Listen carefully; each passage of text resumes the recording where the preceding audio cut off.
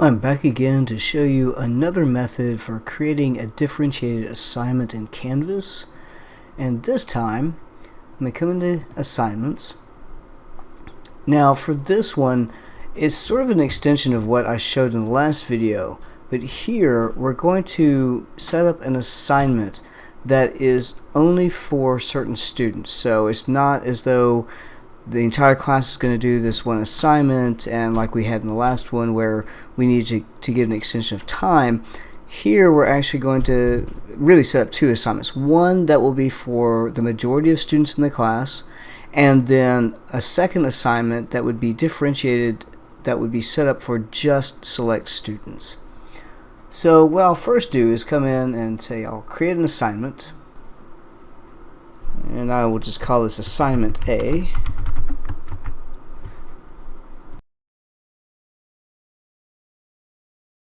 This is for most of the students.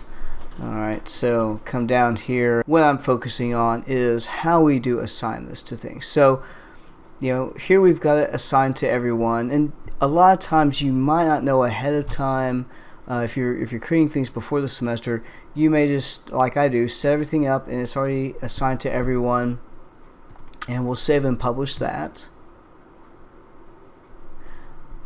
And then as time goes on, you realize that if we go back here into assignments, and you find out that you have students that need differentiated instruction and differentiated assignments, we'll come in and I'll click on assignment again to create another new assignment. And we'll just call it assignment B. And what I'm going to do is, again, I have those couple of dummy student accounts in here, and so what I have to do is, because the default is to set up for everyone, so I need to just go ahead and X that out. And when I do that, it'll show me these choices. So again, for everyone, which is the same as Sandbox, but we'll say I am only making this assignment just for Art. Art is the only one who's going to be doing this assignment. So I'm going to click Art there, and I'm going to save and publish. And then I will get this warning that tells me, hey, guess what? You did not assign this to everyone in the class. You did not assign it for all of the class. And sometimes it is a mistake. You might go back. But I really do seriously want it just for this one student. So I'm going to click continue.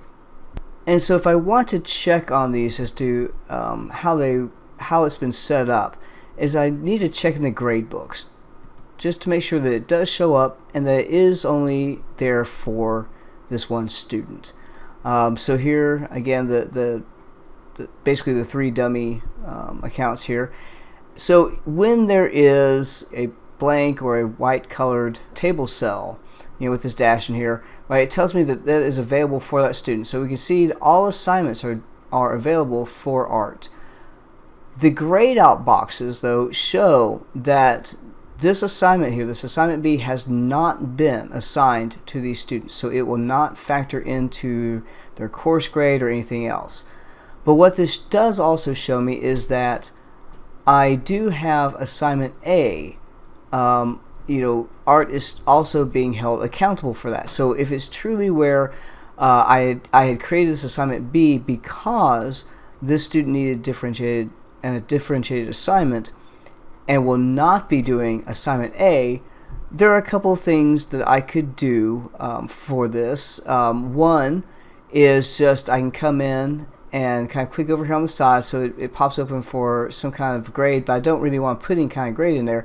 I want to click on this little arrow on the side, and when I do, it'll pop up this window, and what I want to put is that this, for Art, this is excused. Art does not have to do this assignment, so it is excused. It won't be counted in the in the grade calculations or anything for Art.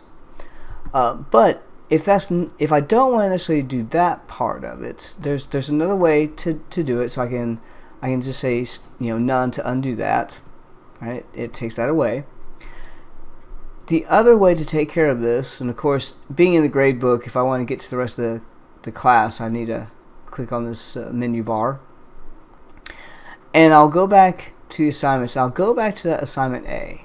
which I could get to it through the gradebook as well. But I'm going to come back in here to assignment A, and what I need to do is to actually assign it to everyone except art. So I'm going to click on edit,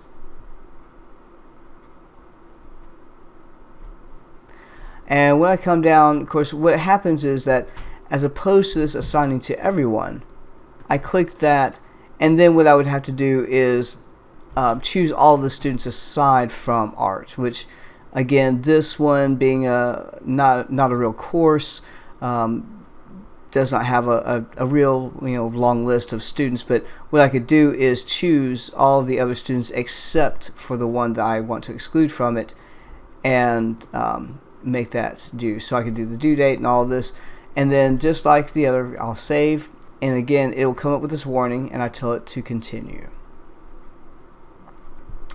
And so if I want to check on that again, I come back into grades,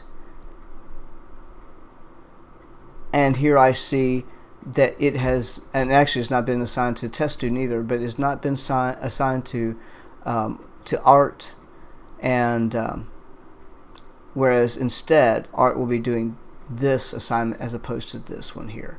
And so there's a couple ways, and that's a really important thing, because you want to also make sure if this is the case where there is a substitution of assignments, as far as the gradebook is concerned, you need to put these kinds of things in place so that that student is not being held accountable for an assignment that they are not going to be taking. So whether it's going through and excluding them from that assigned to setting, or coming through and doing the excused in the gradebook. So it's kind of really up to you, or perhaps if your administrator directs you to do the paperwork in a certain way as to how you take care of it. But either of those ways will take care of that. You just want to make sure that it is.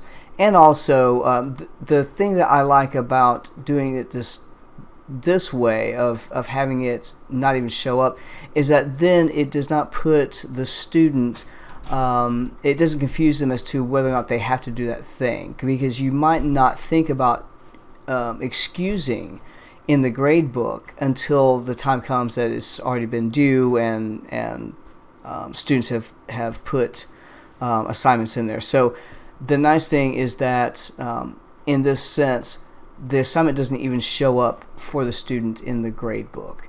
And we can see that if we come into, we'll use the test student in the student view here to check on that. So as we saw, the test student was actually excused from both assignment A and assignment B, but there are other assignments they had to do. We can come into grades as that student and say, oh, okay, so that student knows they have to do this feminism videos discussion, take this quiz, but that assignment A and that assignment B do not even show up in the grade book for that student. So that's why I prefer to do it that second way, as opposed to just putting excused in the grade book. But again, that'll be a preference for you as an instructor. I hope that helped clarify how you can create assignments that are assigned only to certain students.